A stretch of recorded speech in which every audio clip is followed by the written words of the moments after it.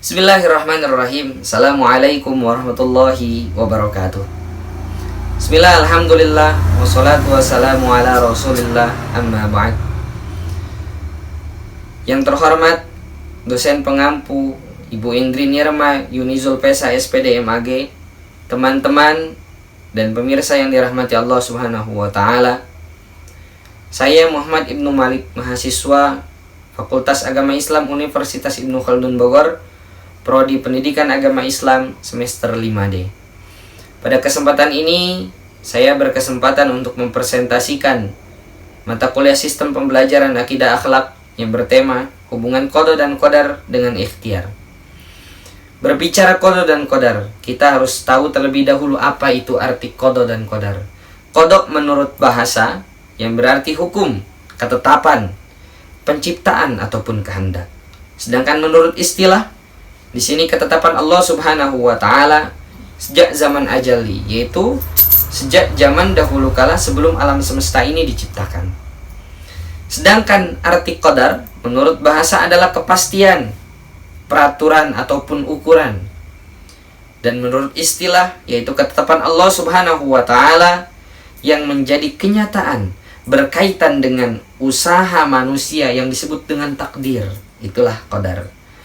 Dan bisa kita simpulkan, kita tarik arti qada dan qadar. Qada yaitu ketetapan Allah Subhanahu wa taala sejak zaman ajali, sejak zaman dahulu kala sebelum alam semesta ini diciptakan, dan qadar adalah takdir dan ketetapan Allah yang telah menjadi kenyataan atau yang sudah terjadi. Berbicara tentang takdir. Takdir di sini terbagi menjadi dua. Takdir mubham dan takdir mu'allaq. Takdir mubham yaitu takdir yang tidak bisa diusahakan oleh manusia, seperti halnya kematian, innalillahi wa inna ilaihi raji'un. Kelahiran, kita lahir dengan keadaan menjadi seorang laki-laki, maka tidak bisa lagi diubah menjadi seorang perempuan. Takdir mu'allaq yaitu takdir yang erat kaitannya dengan ikhtiar manusia yang masih bisa diusahakan oleh manusia, seperti halnya kemiskinan dan kekayaan, kepintaran dan kebodohan. Allah sudah menetapkan kepada diri kita, kepada hambanya, yaitu pintar. Tetapi ketika usaha kita, ikhtiar kita tidak ada, maka ketetapan itu bisa berubah menjadi kebodohan. Begitupun dengan kekayaan dan lain sebagainya. Berbicara tentang hubungan qada dan qadar dengan ikhtiar, tadi sudah dibahas sedikit bahwa qada dan qadar itu adalah suatu ketetapan sebetulnya. Ketika Allah Subhanahu wa taala telah menetapkan kepada kita sebagai hambanya, maka Allah menganugerahi kita suatu kebaikan, kenikmatan. Akan tetapi kebaikan tersebut Allah ataupun ketetapan tersebut, apakah bisa baik ataupun buruk, itu yang menetapkan diri kita. Dengan apa? Dengan suatu usaha, begitupun ikhtiar, dengan akhlak perilaku kita, dan bagaimana kita menyikapi hal tersebut. Allah sudah menetapkan kepada kita kebaikan, Allah sudah menetapkan kita kekayaan, Allah sudah menetapkan kita rizki, dan Allah sudah menetapkan kita kepintaran. Akan tetapi ketika kita telah ditetapkan oleh Allah kepintaran dan usaha kita tidak ada, ijtihad kita kurang, maka hal tersebut bisa berubah menjadi kebodohan. Itulah kurang lebihnya hubungan qada dan qadar dengan ikhtiar. Selanjutnya kita akan membahas juga surat Ar-Ra'd ayat 11. A'udzu billahi minasyaitonir rajim. Bismillahirrahmanirrahim. Lahu mu'aqibatun min baini yadayhi wa min khalfihi yahfazunahu min amrillah. Innallaha la yughayyiru ma biqaumin hatta yughayyiru ma bi anfusihim. Wa idza aradallahu biqaumin su'an fala maradda lahu wa ma lahum min dunihi min wal. Bagi manusia ada malaikat-malaikat yang selalu mengikutinya bergiliran di muka dan di belakangnya. Mereka menjaganya atas perintah Allah Subhanahu wa taala. Sesungguhnya Allah tidak merubah keadaan suatu kaum sehingga mereka merubah keadaannya yang ada pada diri mereka sendiri. Dan apabila Allah menghendaki keburukan terhadap suatu kaum, maka tidak ada yang dapat menolaknya. Dan sekali-kali tak ada pelindung bagi mereka selain Dia, yaitu siapa? Allah Subhanahu wa taala. Ar-Ra'd ayat 11.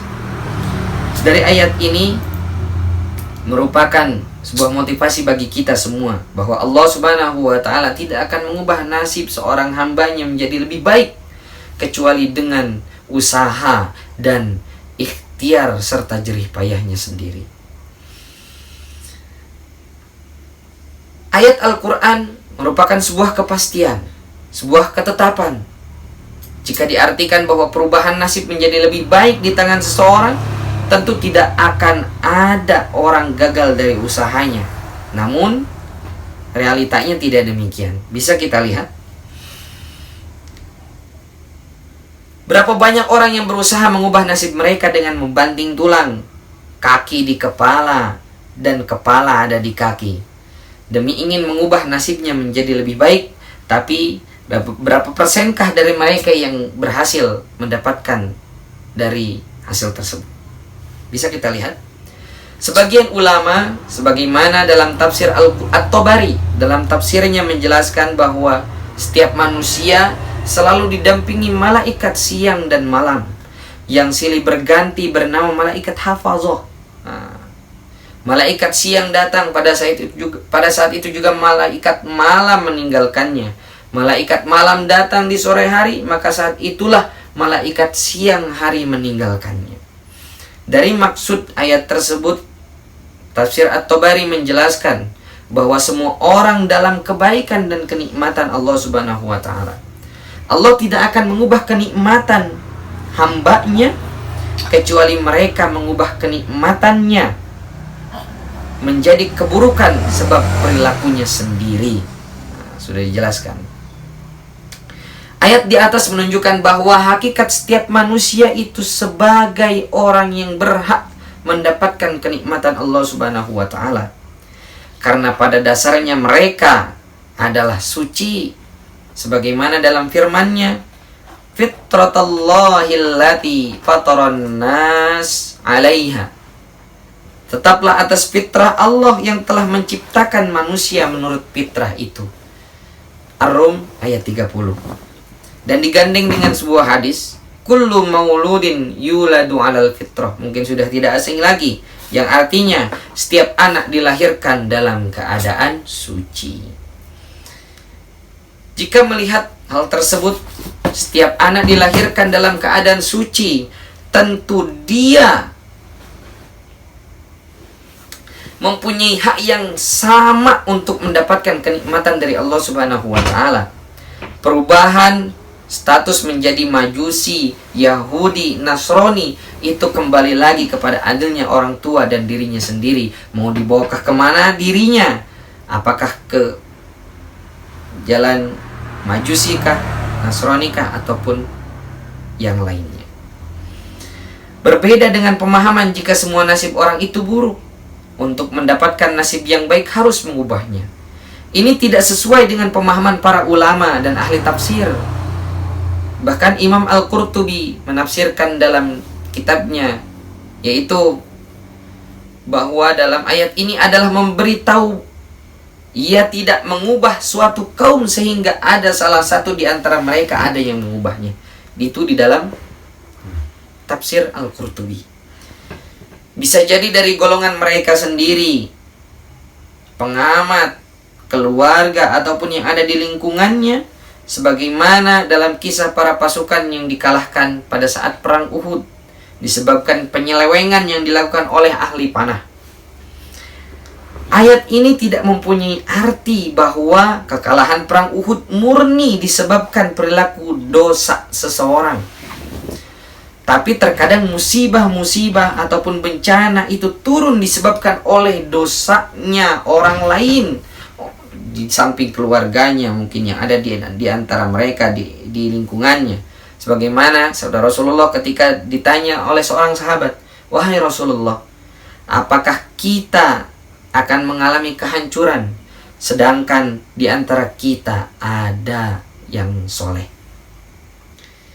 Apa kata Rasulullah? Ya, jika ada banyak pelaku zinanya. Kata Rasulullah seperti itu jawabannya, sudah jelas. Kedua tafsir tersebut, baik At-Tabari, begitupun Al-Qurtubi sepakat bahwa manusia pada dasarnya menerima anugerah kenikmatan dari Allah. Tapi perilaku manusia lah yang dapat mengubah kenikmatan itu menjadi keburukan, menjadi suatu musibah. Hanya saja ada sedikit dalam penjelasan Imam Al-Qurtubi, faktor yang berkurangnya atau hilangnya kenikmatan yang diterima hamba itu tidak tunggal. Menurut Imam Al-Qurtubi, faktor itu bisa murni bersumber dari kesalahan hamba itu sendiri, ataupun bisa pula kesalahan anggota keluarganya ataupun yang ada di lingkungannya, sebagaimana terjadi pada perang Uhud yang tadi dikisahkan, di mana kesalahan segelintir orang itu berdampak sistematik menggoyahkan kekuatan kelompok secara keseluruhan. Maka dari itu, kita sebagai manusia yang beriman dan bertawakal kepada Allah Subhanahu wa taala, ada baiknya bila kita senantiasa berdoa dan meyakini akan kebenarannya Al-Quranul Karim, karena semua yang Allah berikan pada dasarnya adalah baik, nikmat, dan kita berkewajiban memeliharanya dengan baik pula. Menjadikan ayat tersebut untuk memotivasi agar orang berbuat yang terbaik dengan sebaik-baiknya dan berjuang semaksimal mungkin merupakan langkah positif. Hanya saja perlu dicatat, perjuangan dalam konteks ayat tersebut bukan mengubah yang buruk menjadi baik, tetapi perlu kita ketahui bahwa merawat agar anugerah yang baik dari Allah Subhanahu wa taala tidak berubah menjadi buruk karena perbuatan kita semua. Meski sekilas terlihat mirip dari arti kedua hal tersebut, sejatinya berangkat dari paradigma yang berbeda. Yang pertama berangkat dari keangkuhan akan potensi diri sendiri, sementara yang kedua berlandaskan pada keyakinan bahwa manusia atau semua yang Allah berikan pada dasarnya baik, dan kita berkewajiban memeliharanya dengan baik pula. Dan poin terakhir ini mengandaikan ketergantungan yang kuat kepada Allah Subhanahu wa taala. Dari hal ini bisa kita simpulkan bahwa Allah Subhanahu wa taala telah menganugerahi kita semua dengan sebuah kenikmatan, dengan sebuah kebaikan.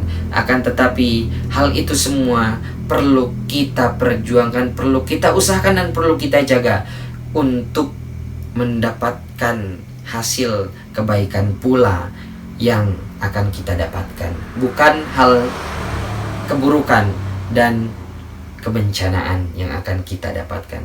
Karena Allah Subhanahu wa taala tidak akan mengubah diri seorang hambanya sebelum atau selain ia berusaha dengan jerih payahnya sendiri, dengan usahanya atau yang mengubahnya dirinya sendiri.